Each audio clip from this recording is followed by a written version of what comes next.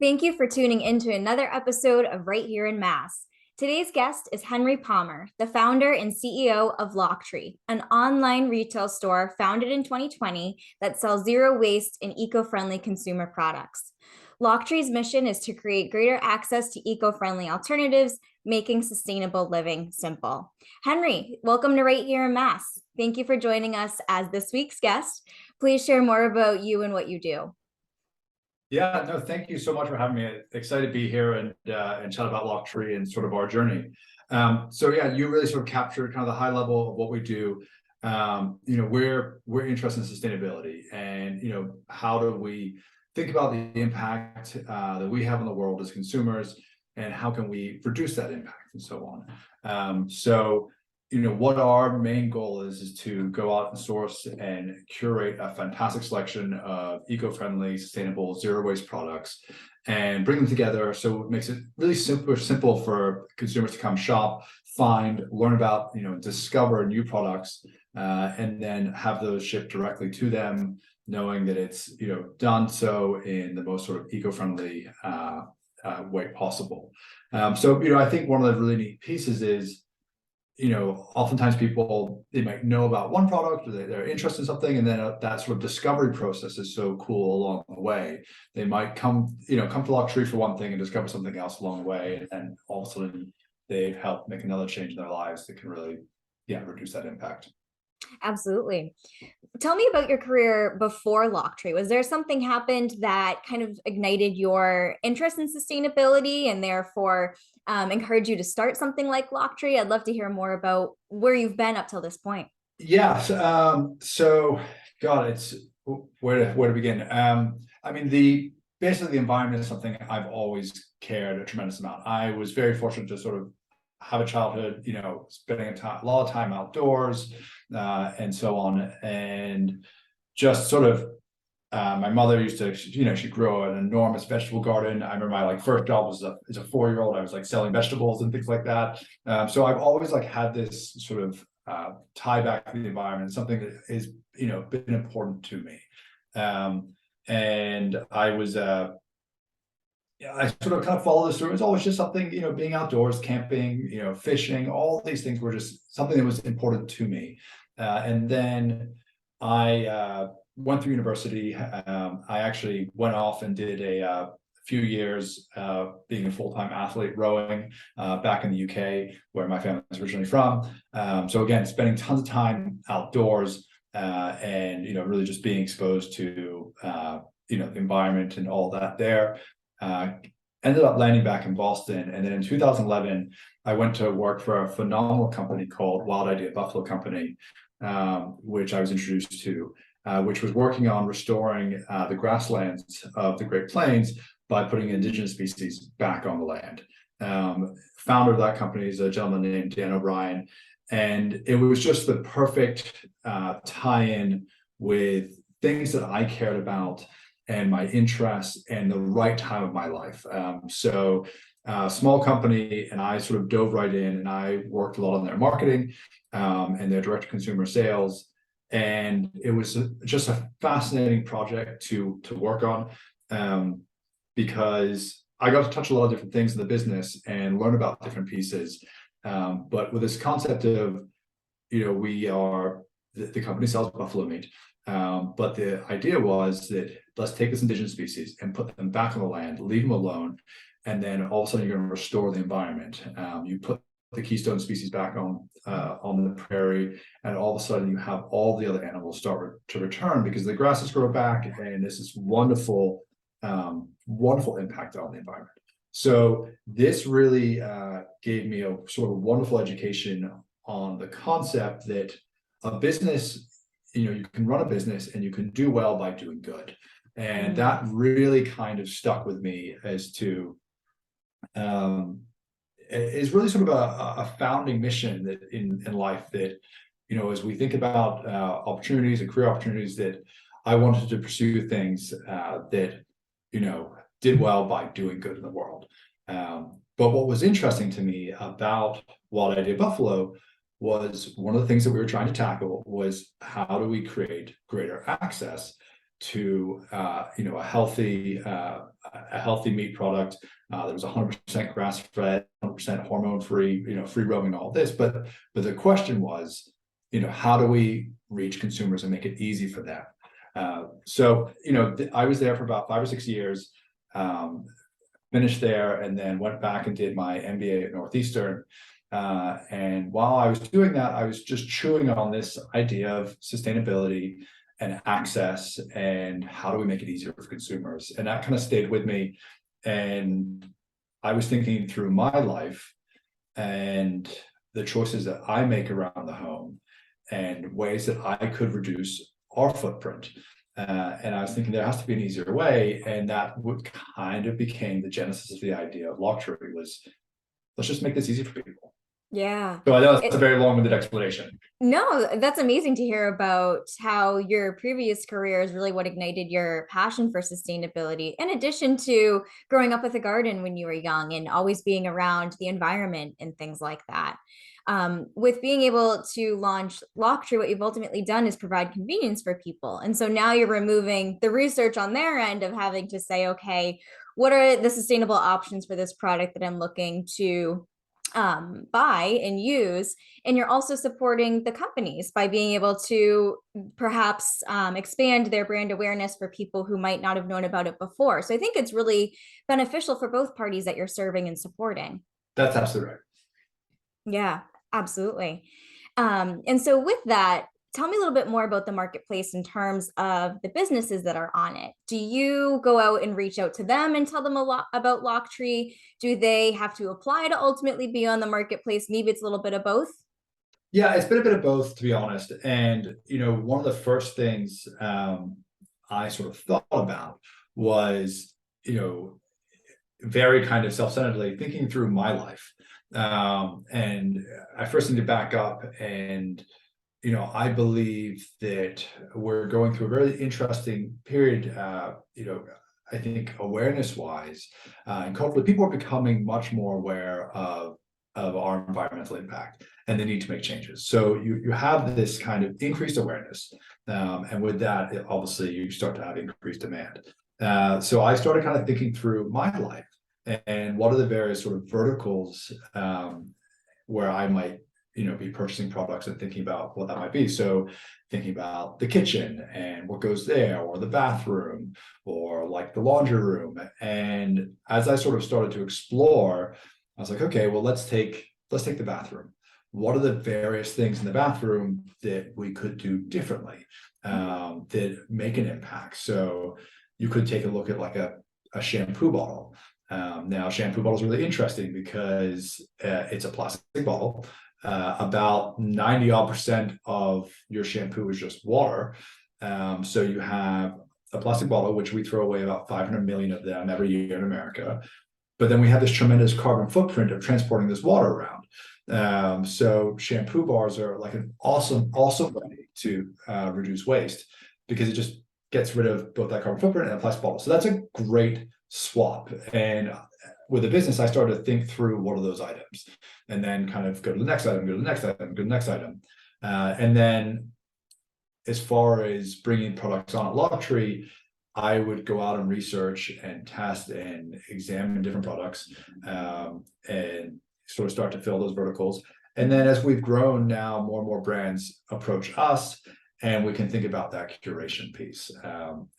One of the bits that I'm interested in is really understanding all the products, really kind of whether it's their packaging, whether it's their ingredients, whether it's the brand's mission, what the kind of nuts and bolts of that, and bringing that together. We're never going to be a company that wants to carry every single shampoo bar out there, or every single this, right? We want to carry the right ones, and we want to carry the ones that we believe in, that are making a difference and doing it correctly. So that's sort of how I've thought through it. And as we've grown, we've added more products, and we've thought deeper and deeper into that equation, if you would.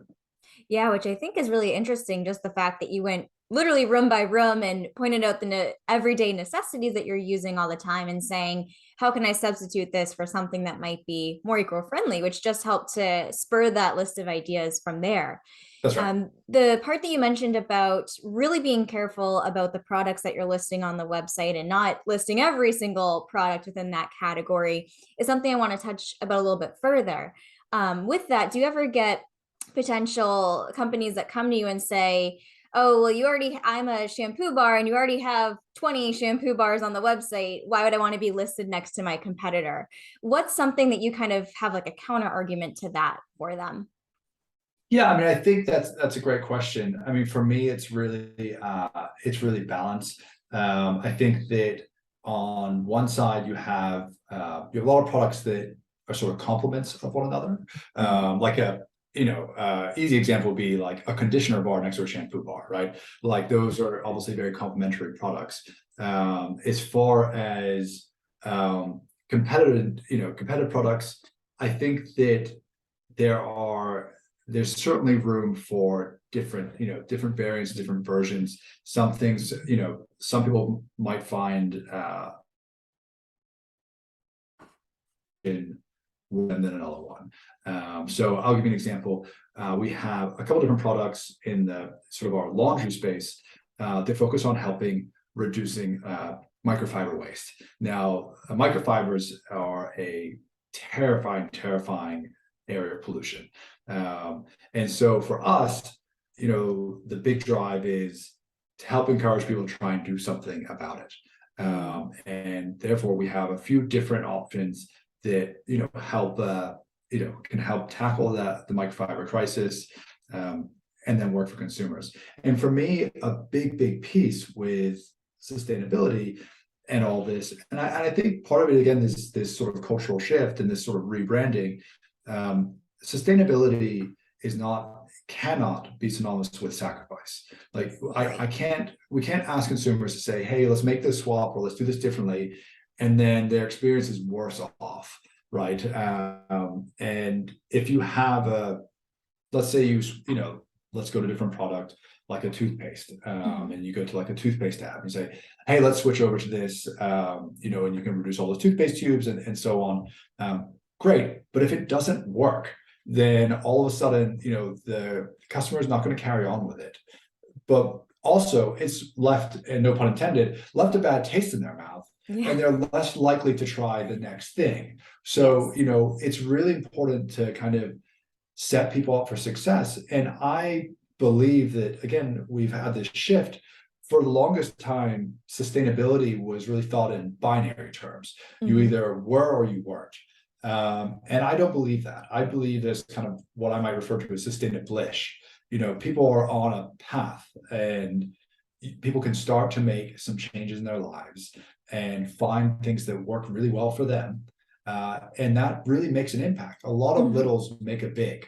And I would rather 100 people all make one change than one person make 100 changes. Because all of a sudden if you've made a swap, and it's worked for you, and you're excited about that product, and actually it hasn't been a sacrifice, but rather it's been maybe an upgrade in your life, more convenient, you're that much more likely to try something else. And you've discovered that there's a different way to think about this. And now you're off and running. And I'll give you a really sort of silly example. If you go to back to something like the shampoo bar, it reduces all the water, great, but all of a sudden now traveling is so much easier because you can take it with you, because you're not going to go through security and have your shampoo bottle taken away. And it's like this added benefit that people, and then all of a sudden they're like, wow, that's interesting. Wait, we have the same characteristics with something like laundry detergent. They've done the same thing. Those are laundry sheets. They don't have water. I can actually take some detergent with me if I'm traveling. So if I want to do this, so there's all these extra benefits that start to occur. And I think if we find a way to find great products and encourage people to try the thing that they're interested in and have it be a success for them, they're that much more likely to continue down the path and make the next change and the next change. And that's how we really make an impact and a difference in the environment. I think those are a few interesting points that you made there, with one being there's a difference between turning something into a sustainable option, just to say it's sustainable, compared to doing it right and having it be something that actually works for people and is something that's easy for them to maintain. And also, along with that, as you mentioned, the idea of having 100 people doing one sustainable change compared to one person doing 100 sustainable changes because of the longevity. Sometimes it's really hard to be able to keep up with all of these changes if you're trying to almost burn yourself out doing too many at once. But if you just kind of start small and get comfortable with it, it makes it that much easier to scale up from there. That's right. I mean, another sort of great parallel for this, and because we're there right now, is the new year and resolutions and people saying like, I'm gonna start going to the gym, right? And like, if you show up on the first day and the first week and you just go like all out, the likelihood is you're not going to carry on with it. And what is that? What is the day? Right. Is it like January 22nd that most people give up on their New Year's resolution? It's just like they don't make it. Whereas, Mhm. if your resolution was, I'm going to go to the gym and spend like 5 minutes or whatever and do a few exercises or 15 minutes and start to build into it, then all of a sudden it becomes a habit, then it becomes something that we're interested in. And that's where you start to see the difference. And if your like goal is to get fit, it takes time. And it's step by step. And I believe that, sustainability follows a similar track where let's take it step by step. Let's, make it something that people can carry on with. And let's make it something that people are excited about. Yeah. So yeah, that's how I think Yeah. about it. Absolutely. And right now you're doing a lot of products. Do you currently work with sustainable based services, or is that something that you might be working on in the future, perhaps partnering with different service providers? Sort of yes and no, to be honest. Mhm. On one level, so we are partnered with 1% of the planet, which we're hugely excited about. So that basically 1% of all of our revenue goes to helping support other environmental projects. So that was Mm. kind of how I'd answer that we're working with that. We also work with a few other groups helping planting trees and so on. So that's kind of how we're thinking on a service level at this stage. Awesome. And what Henry and I were talking about earlier before we started recording this episode is that I found him in Lochtree through Sustainable Business Network, which is ultimately an organization for Massachusetts specifically, the chapter that I found that helps to kind of bring sustainable focused businesses together. So I imagine that that organization has helped you to meet different companies that have then gone onto the marketplace. Is that correct? That's right. And I think it's, I'm a big fan of communities and, what we can do, I think is whether it's as entrepreneurs or small businesses or whatever it might be to help continue to build those networks and discover new ideas, discover new products, discover new ways of thinking about, various challenges. One of the things that I've really tried to do with Lochtree as I built the business is, I have quite a few ideas and beliefs of how we should do it and how we should build it, but I certainly don't have all the answers. Mm. And I think that networks like that are fantastic because you get to meet people, you get to talk to other brands, and you get to sort of all of a sudden look at things differently and say, hey, that's really interesting. Maybe that's something that is a product that could work for us, which is awesome. And of course, where we can on a local level, we love to do that, support local brands. But then also from just a nuts and bolts business opportunity, learn from others and see what they're doing and take it from there. Definitely. And especially with what it seems like so much new research and data constantly coming out about sustainability and best practices, I imagine it's helpful to have other experts like yourself within the field to bounce ideas off of and learn from and things like that. For me, one of the things that I think is really important also is getting out there and hearing what the questions are. And that's been something that has been hugely helpful to us as a business. So we spend a lot of time also investing in our blog and bits like that because education is really important. We need to teach Right. people about sustainability. And I think sadly, there's still a large number of sort of cynical corporations that do a fair bit of greenwashing. And we can sort of go down a rabbit hole discussing that, but that leave consumers confused about, is this good for the environment? Is this not good for the environment? So one of the efforts that we've made is to try and do that education piece, to try and, build out a blog, but getting involved with the community and hearing what those questions are and what topics are on people's mind, that really helps lead us to be like, oh, that's something that we need to explore, or that's something that we need to address. Because if you have a question, the chances are, a dozen other people have that same question, and we should, try and answer that and try and help support that as best we can. Right. And I love that you do that, because with my marketing clients, that's one thing I always say to them. Anytime someone asks you a question or brings something up that they're struggling with, write that down, because that topic can be used to create content and provide Yeah, education and support to these people in the future. absolutely. With Lochtree launching in 2020, did the pandemic kind of give you inspiration or motivation to launch it during that time, or would you say that timing was just coincidental? It was super interesting, actually. I mean, it was something that I had been building this business, and something that I've been chewing on, and was something that I wanted to do. And what we saw, just kind of even just before the pandemic, was all of a sudden this wave of different kind of news and events and things occurring that I think brought our whole awareness level up that much more. So we started with, anything back to sort of 2019, there were just absolutely massive and tragic wildfires, all over the world, but particularly in like Australia and in the West Coast here, just at enormous levels.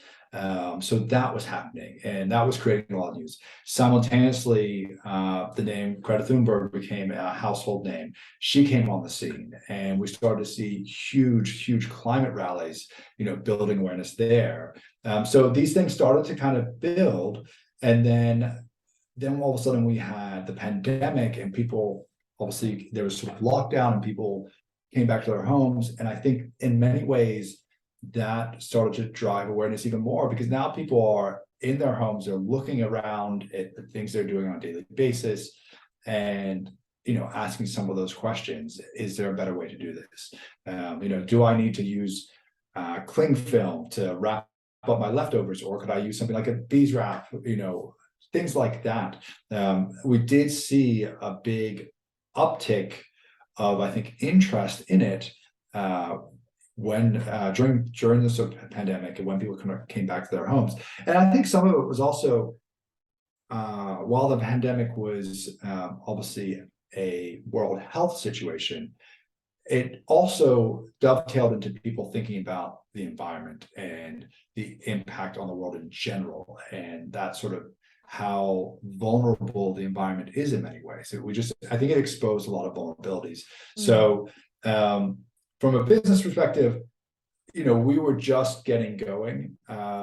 So obviously you wouldn't, if you had a choice, you wouldn't say, let's start a business in the midst of a horror crisis.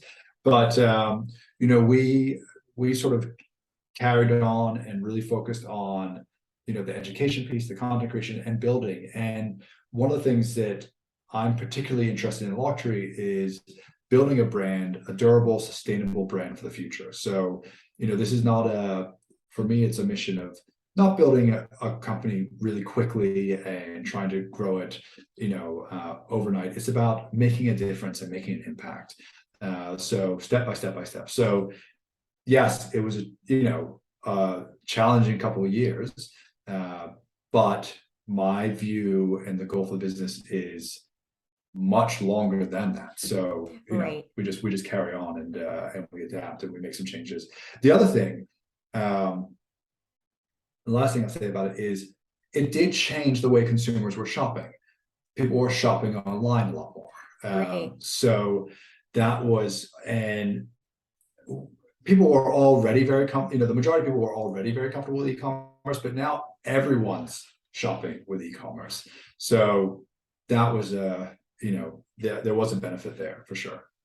Absolutely. And I think that's so interesting. The point that you brought up about with people spending more time at home, they're really starting to analyze how they spend that time at home and what they're using while they're at home. And that's something that I saw with some of my clients as well. Some of my interior design clients, their work just skyrocketed because people would be like, wow, I really hate my living room and how Yeah, it looks. yeah, And so it's just interesting that, especially with something like Lochtree, really kind of helped to gain more popularity and traction with the fact of what was just going on simply in the world. exactly. And one of the things that you've mentioned a few times, which is of course what Locktree is the fact that it's a platform and building a brand and focusing on ultimately this collective. And so with all of this tech that you've been using to build Locktree, like what was just that process like of building this platform and marketplace, from someone who might be interested in doing this themselves with the tech space? Yeah, I mean, so I was very fortunate for my first company to kind of have a sort of on the ground education with e-commerce and that piece. And I think that one of the things that's wonderful about e-commerce for anyone who's interested is it is hugely accessible. You have very, very low cost to entry. You can start a website and you can start it very cheaply and very quickly.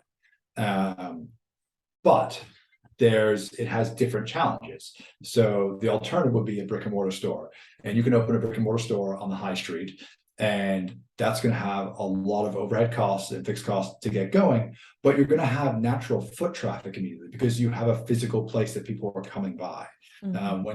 When you start a website, you don't have natural, you're just another website. You don't have that immediate traffic. So you have to think about how do you drive that traffic and what makes your website different, what makes that special, and your unique selling proposition and all of that.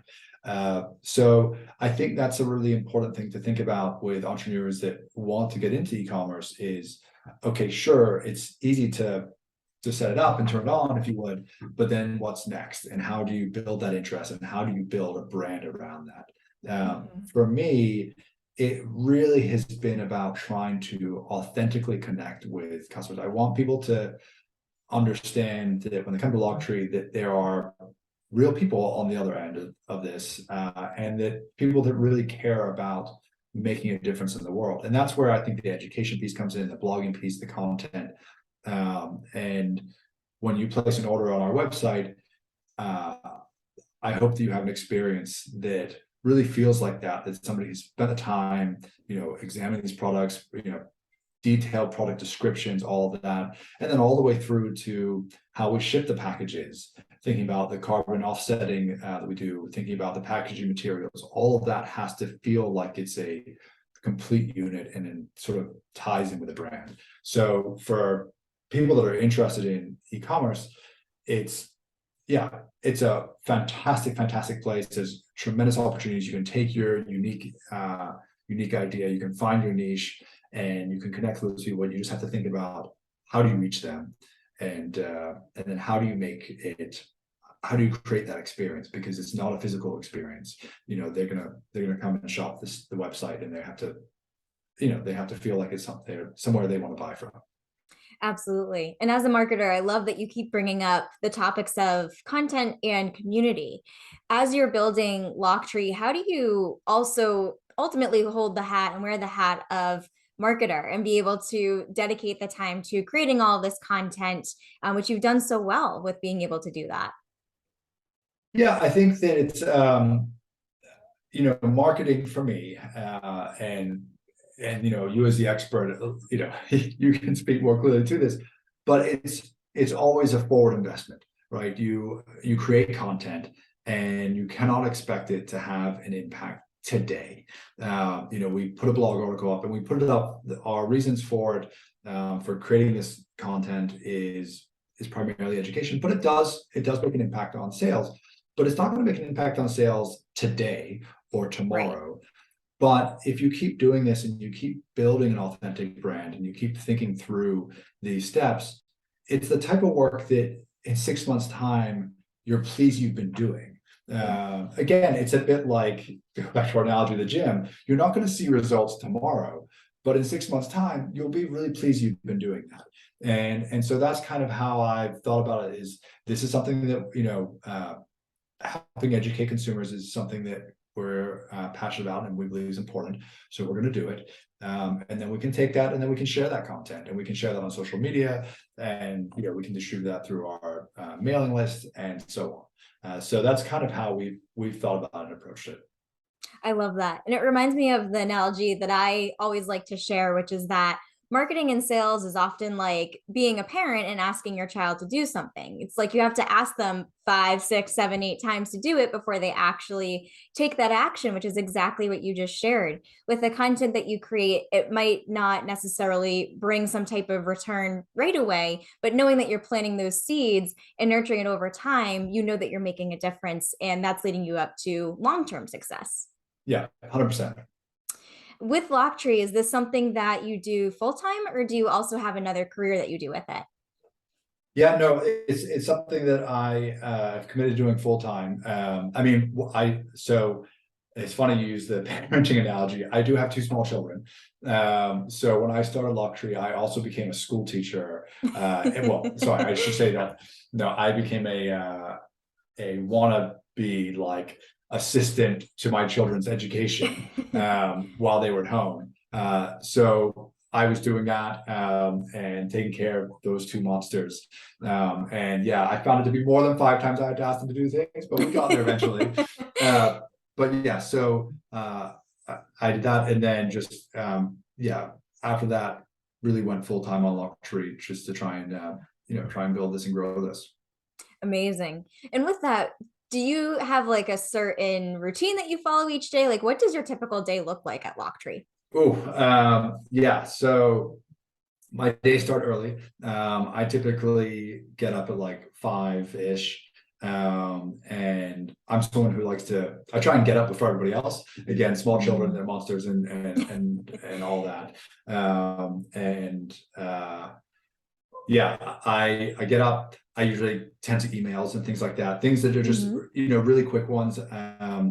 I usually start with a cup of coffee and address maybe it's half a dozen emails that were there, and then kind of get on to my morning routine of working out, checking out my chickens in the backyard, things like this, feeding the animals and doing all that piece.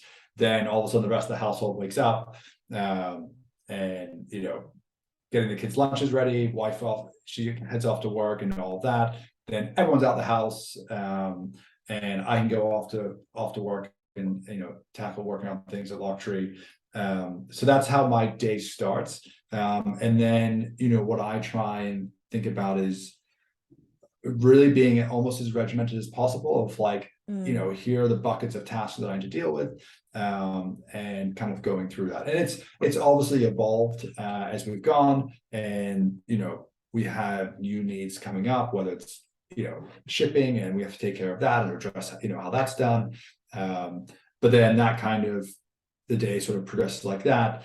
I'm fortunate enough to then I usually sort of pause for a few hours in the afternoon and go back to managing and tackling children, which I love and I'm very fortunate to do. But then it starts back up again in the evening, and later at night, addressing emails, addressing outstanding tasks, and so on. I think that it's starting a business, being an entrepreneur, it's a full-time piece. It's not a Right. You can't, it's weekends, it's mornings, it's always on your mind.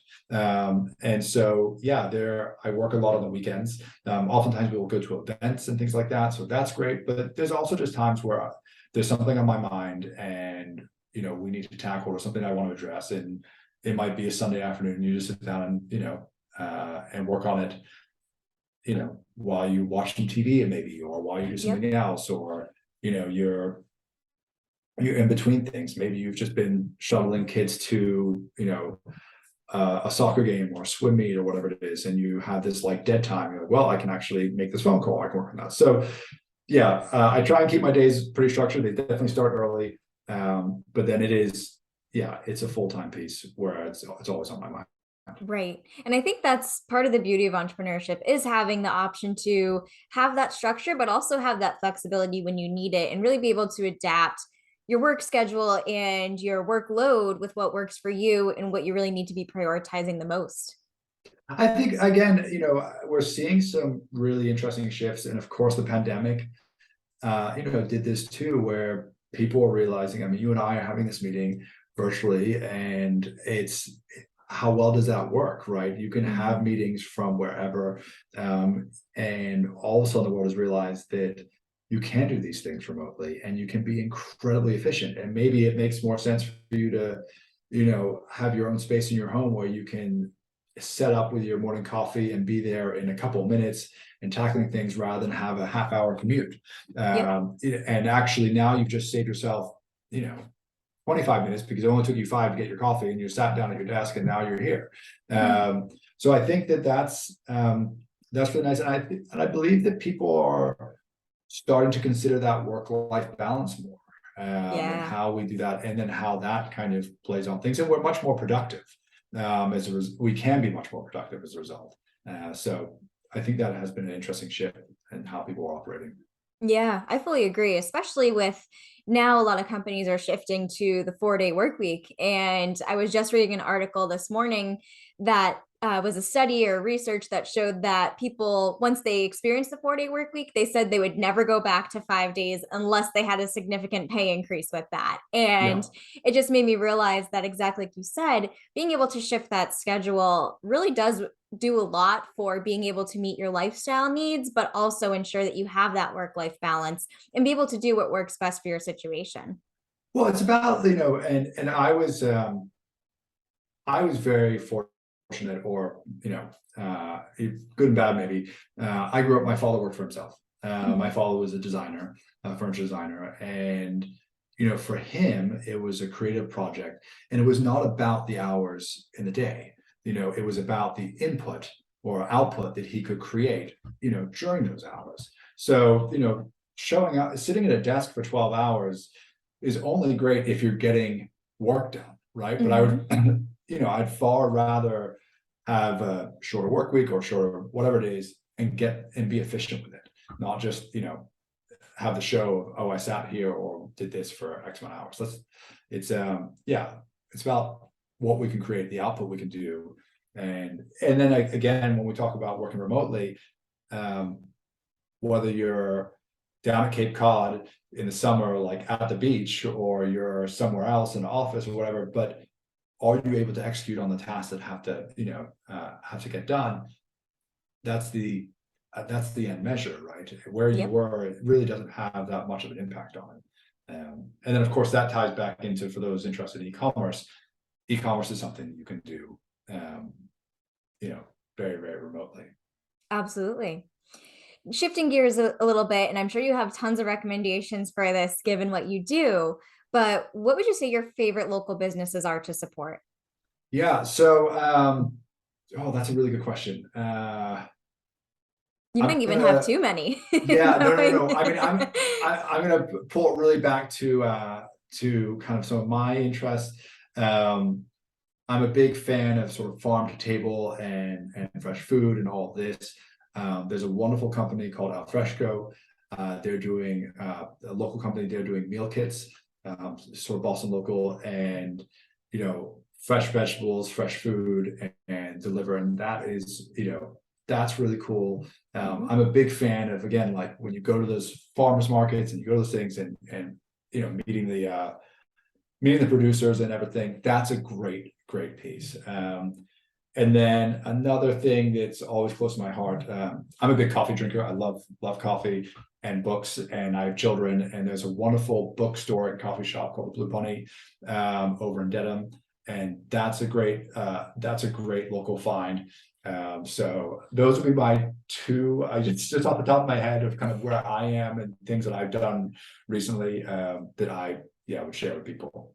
Love it. Henry, this has been such an awesome episode, and I've really enjoyed learning more about you and your journey with Lochtree and what led you to that point. And now I'd love if you could share with our listeners where they can find you online in case they'd like to connect with you further. Yeah, absolutely. So come visit us at www.lochtree.com, and that's LOCHTREE. So lochtree.com, and you'll find us, and yeah, check us out, explore our products, explore our blog, sign up for our newsletter. And this has been fantastic to connect and discuss everything we're doing and discuss sustainability, e-commerce, Massachusetts and marketing, small businesses, the whole thing. This has been such a pleasure. So thank you so much for having me on. Absolutely. And I'll be sure to link to all of those places you mentioned in our show notes in case our listeners would like to click through there. But thank you so much again for coming on. Of course, thank you.